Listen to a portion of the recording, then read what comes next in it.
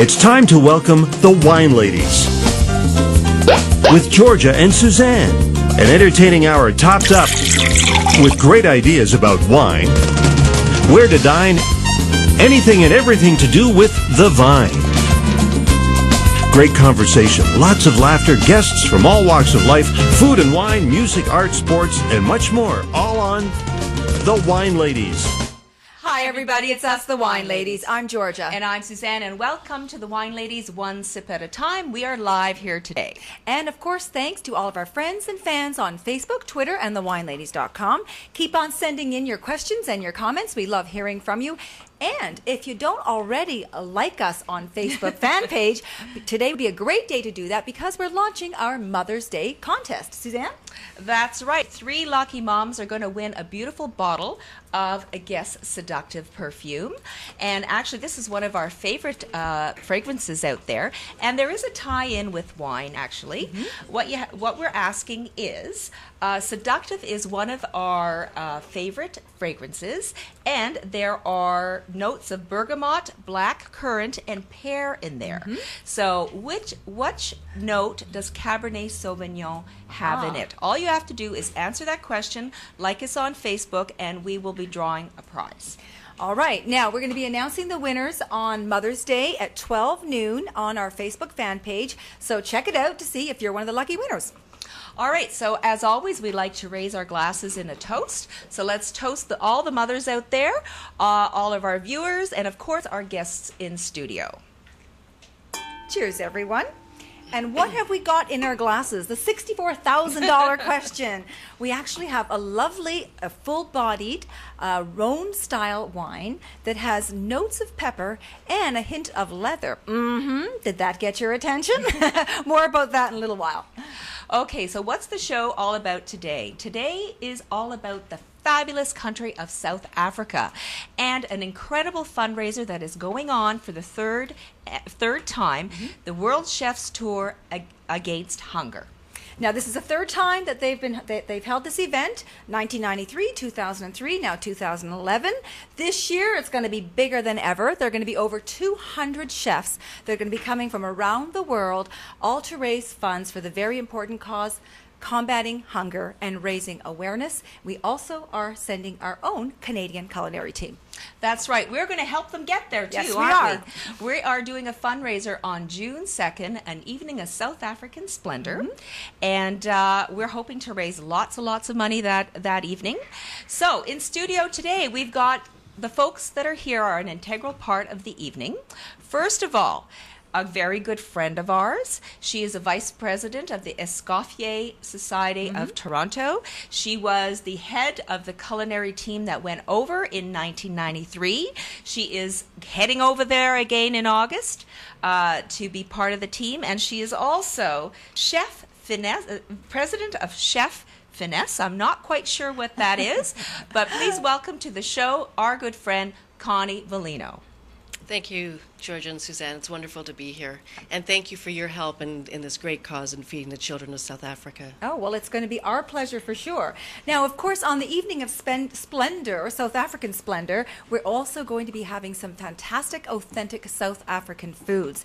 But what might that entail, you wonder? Well, we've got an expert here in the station with us. We've got Damien Goriup, and Damien is the proprietor of Florence Meats, a family business, multi-award winner, been in business for 33 years. Wow. Damien, great to have you here. Thanks for coming in. Thank you very much. Thanks for having me, Georgia and Suzanne. It's great to be here. It's our pleasure. And finally, where there's food, obviously there has to be some wine. Well, we've got Stephen Trenham. He has brought in the wine here from South Africa. Welcome to the show, Stephen, as well. Thanks so much, Suzanne and Georgia. Now, unfortunately, Stephen is not going to be able to stay very long with us this afternoon. He's got a pressing engagement. But you know what? Maybe we could start off with talking a little bit about South African wines to get things up and going. Absolutely. I would agree with that. So, Stephen, maybe we can start. I know you brought 2 wines in, and we're going to be serving these on the night of the fundraiser. Maybe you can tell us a little bit of the 2 wines that we've got here. All right, well, there's the 2 wines, of course. The one that might be familiar with a lot of people is the Goats de Rome. Of course, it's a little bit of a play on words, Goats de Rome, Côte de Rome, but the wine in the bottle is very similar to the wines that they produce in the Côte du Rhône of France. Right. The same grape types are used, and there's a lot of similarities between the climate and the soil in both Parle, where the Côte du Rhône is produced, and of course in the Côte du Rhône around Avignon, for instance, or Châteauneuf. Okay. And there's quite an interesting story. The gentleman that started the company has quite a sense of humor, and I think, didn't he almost get in trouble? There was an appellation that was a little bit annoyed with him when he came up with the name. Well, the fellow who owns the Côte du Rhône brand is a gentleman named Charles Bach, and he's a third-generation farmer, wine producer in South Africa, in Parle. And apart from the winery, Charles owns and has the largest herd of goats in South Africa. So he produces goat's milk and goat's cheese and so forth.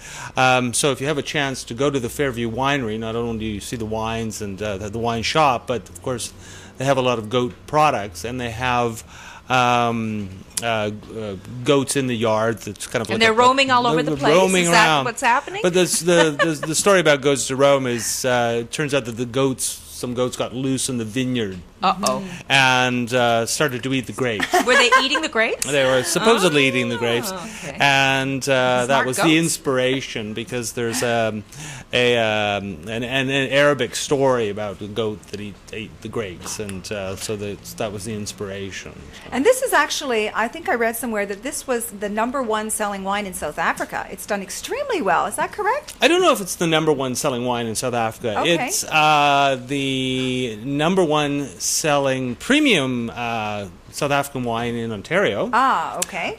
It's probably one of the widest export premium wines, but of course there are a lot of other wines from South Africa at lower price points that probably sell more volume. Actually, What is the price point? It's $12.95, That's which good is value, quite reasonable. definitely. But there's, as I said, there's lots of there's good value in South Africa, so there's lots of good wine even under $10. So tell us a Absolutely. little bit about South African wines in general. What should people know about those wines? Well, there's a great deal of diversity in South Africa that comes from the different kinds of grapes that are grown, but also the what's referred to in the wine business as terroir, or the topography, the soil types, the directions of the vineyards, the elevations, and so forth. A lot of people might be new to South Africa, so they would think of South African wines along with a lot of the New World, Yes. Australia, New Zealand, Chile, Argentina. But in point of fact, they've been making wine in South Africa for over 300 years. So there's nothing new about South African wines. Even though it's New World, supposedly. Absolutely. I think the beauty of South African wines, for me anyway, is that they marry very modern technique and fruit-forward style, but they still maintain the finesse that you find in European wines. So I think you could say that they're the best of both worlds, the old and the new, and for the most part, they're all particularly fruit-friendly. They're not the big fruit bombs you find from other countries, Right. And also, of course, very reasonably priced. Excellent. So this is the Côte du Rhône. So it's what grapes are in here? I know you said it's a blend of the Rhône varieties. Maybe we can fill everybody in on that. So it's a typical red Rhône varietal, Syrah, or also known as Shiraz, Mourvèdre, Grenache. Okay, awesome. Well, I've poured everybody a little bit of a sip of the Côte du Rhône. I guess if we all drink it once, we'll have dead air times. It's got a nice spiciness actually in the nose right away. Absolutely lovely. For $14.95, that is a wonderful. $12.95. Or $12.95. Sorry for $12. And okay, if you it's order even now. more wonderful. What's that, Stephen? And I said, and if you order now. Special price for It's you. occasionally on discount for $1 off, but not now. And is this available in Ontario? It's and available. across Canada, or? It's available in most Canadian markets. It's Okay. certainly available in most LCBO stores. Now, what about this Pinotage that everyone talks about from South Africa? I think people would like to know more about that as well. What is that exactly? Oh, Pinotage is a great, really indigenous to South Africa, and it's a blend of Pinot Noir and Sanso. The Pinot Noir, of course, we know from Burgundian wines, and Sanso is a grape that's grown in the southern Rhone Valley. Right. Pinot Noir in itself in South Africa is a little too delicate Uh-huh. to survive the warm weather and the dry conditions. But when they crossbred it with a Sanso, you get a much thicker skin, so it makes it a little more resilient in warm weather. Right. And really, it's pretty well only grown in South Africa, so it's their signature grape. When it's kind of like that little boy with a curl in his hair. When it's good, it's really, really good. And when it's bad, it's awful. When it's when it's inexpensive, it tends to not be people's favorite. So, despite being the signature grape, if you will, of South Yes. Africa, it hasn't caught on in export the way, for instance, Malbec has for Argentina, or Carmenere for Chile or so forth. But it's worth trying, But you're probably going to have to spend almost $20 or more to get a really good bottle of Pinotage.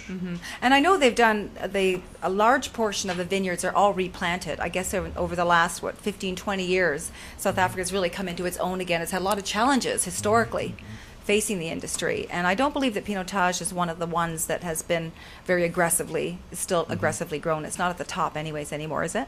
No, certainly, you're quite right. They've rooted them up and have replaced them with Cabernet and Syrahs and so forth.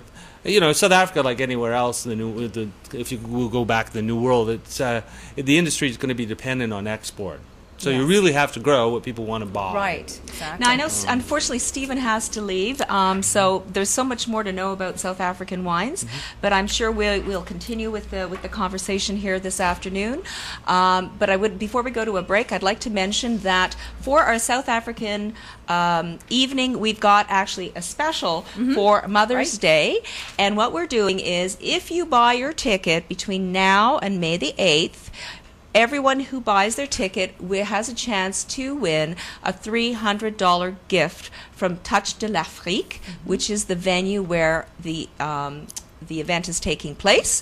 So we encourage you to buy your ticket this week, and you'll get an extra Mother's Day gift. How can you go wrong with that? I don't think you can. And also, Stephen, I'm afraid we are going to have to enjoy this Porcupine Ridge on our own, and we'll catch up with you and let you know what we all thought of it, and we'll also be trying it with the wonderful food that Damien's brought for us. Great. Well, I hope everyone comes out on June the 2nd. They'll have an opportunity to try these wines with us, and it's for a tremendous cause, and good luck. Thank you so much. And thank you for participating. We're going to go to a short break, and we'll be right back with the Wine Ladies, one sip at a time.